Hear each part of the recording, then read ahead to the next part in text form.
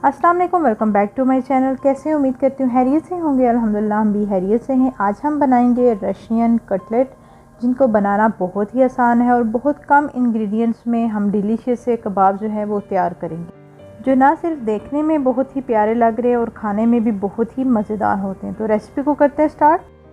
सबसे पहले फ्लेम को कर लिया ऑन। उस पर मैंने रखा है एक बर्तन और 2 टेबलस्पून कुकिंग ऑयल ऐड किया है। आप बटर भी ऐड कर सकते हैं और 2 टेबलस्पून ही इसमें हम ऐड करेंगे मैदा और इसको हम अच्छी तरह से मिक्स करेंगे। बिल्कुल हमने कुक नहीं करना है, बस इसका कच्चापन हमने दूर करना है।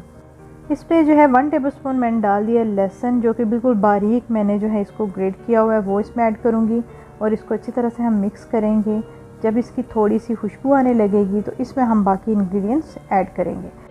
1 टेबलस्पून हरी मिर्च और 1 टेबलस्पून इसमें मैंने अदरक बिल्कुल बारीक चॉप की हुई वो मैं इसमें ऐड कर दूंगी और अच्छी तरह से जो है ये मैदा की जो ग्रेवी सी है इसमें हम मिक्स करेंगे।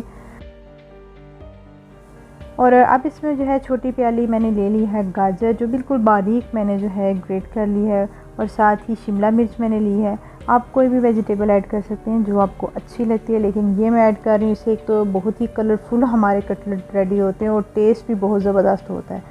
अब सारी जो है इंग्रेडिएंट्स को हम अच्छी तरह से मिक्स कर लेंगे। अब हम इसमें ऐड करेंगे स्पाइसेस। नमक जो है वो टेस्ट के हिसाब से ऐड किया है। काली मिर्च हाफ़ टी स्पून, इसमें थोड़ा सा लेमन जूस भी हम ऐड कर देंगे और अच्छी तरह से इसको हम मिक्स कर लेंगे। और एक मीडियम साइज़ का मैंने आलू लिया था जिसको मैंने उबाल लिया, और इतना उबालना है कि हमने उसको मैश नहीं करना, इसको हमने बारीक सा बिल्कुल कद्दूकश करना है, ग्रेट करना है, वो मैं इसमें ऐड करूँगी। साथ ही इसमें मैं जो है बिल्कुल श्रेड किया हुआ चिकन ऐड कर दिया है। चिकन को मैंने जो है कुछ थोड़े से स्पाइसेस डाल के अच्छी तरह से बॉईल कर लिया था।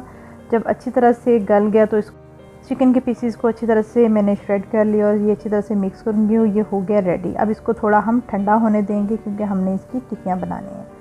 तो एक मैंने अंडा ले लिया, उसको अच्छी तरह से मैंने बीट कर लिया। इसमें कुछ भी मैंने नमक वगैरह कुछ नहीं डाला। और ये ले लिया मैंने बारीक सवैयाँ, जो कि मार्केट से इजीली आपको मिल जाती है। इनको बिल्कुल बारीक आपने कर लेना हाथ से, और जो है बारीक करने के बाद मैंने हाथ पे थोड़ा सा ऑयल लगाया है। उससे जो है वो जो होता है कबाब का डो, वो हाथ के साथ नहीं चिपकता। तो अब हम इसकी बना लेंगे टिक्कियाँ। जो भी आपको अच्छी लगती है शेप, आप उसी शेप में बना सकते हैं। तो मैं बना रही हूँ ओवल शेप में, क्योंकि मोस्टली जो है जो रशियन कटलेट होते हैं उनके जो कबाब होते हैं, कटलेट होते हैं, वो जो ओवल शेप में होते हैं, तो इसलिए मैंने बनाया है ओवल शेप में।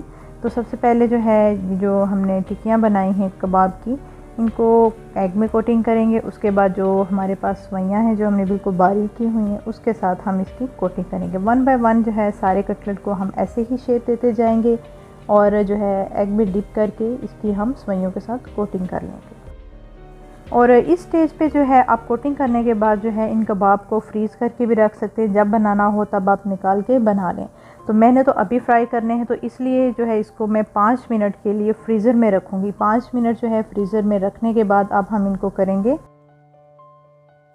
फ्राई। फ्लेम को कर लिया ऑन और बिल्कुल मीडियम फ्लेम रखा है और इसमें मैंने ऑयल डाला है। इतना ऑयल आपने डालना है जिसमें जो है ये टिक्कियाँ अच्छी तरह से जो है वो फ्राई हो जाए।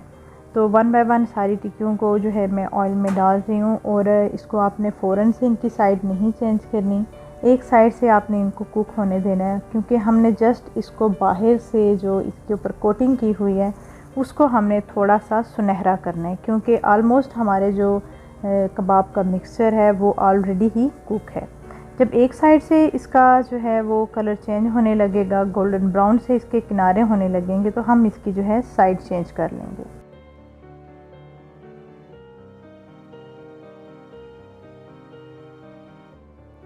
साइड चेंज करने के बाद हम ऐसे ही जो है कबाब के दूसरी साइड से भी इनको अच्छी तरह से हम कुक कर लेंगे। देखें जितनी अच्छी कोटिंग होगी तो ये जो सवैयाँ हैं ये कबाब से नहीं उतरेंगी, और इनको जो है अगर आप फ्रीज़ करके रखते हैं तो वो बहुत ही अच्छी बनती हैं।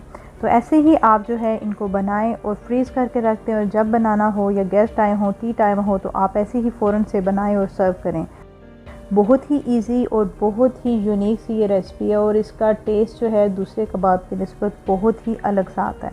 तो इसकी फुल डिटेल मैं डिस्क्रिप्शन बॉक्स में ऐड कर दूँगी। कमेंट बॉक्स में आपने ज़रूर बताना है कि आपको ये रेसिपी कैसी लगी है। और जो मेरे व्यूअर्स चैनल पे नए आए हैं, चैनल को सब्सक्राइब कर लीजिएगा और बेल के बटन को ज़रूर प्रेस किया करें ताकि आने वाली नई वीडियो के नोटिफिकेशन आपको मिले। इंशाल्लाह मिलेंगे नई वीडियो के साथ, नई रेसिपी के साथ। टेक केयर, अल्लाह हाफिज़।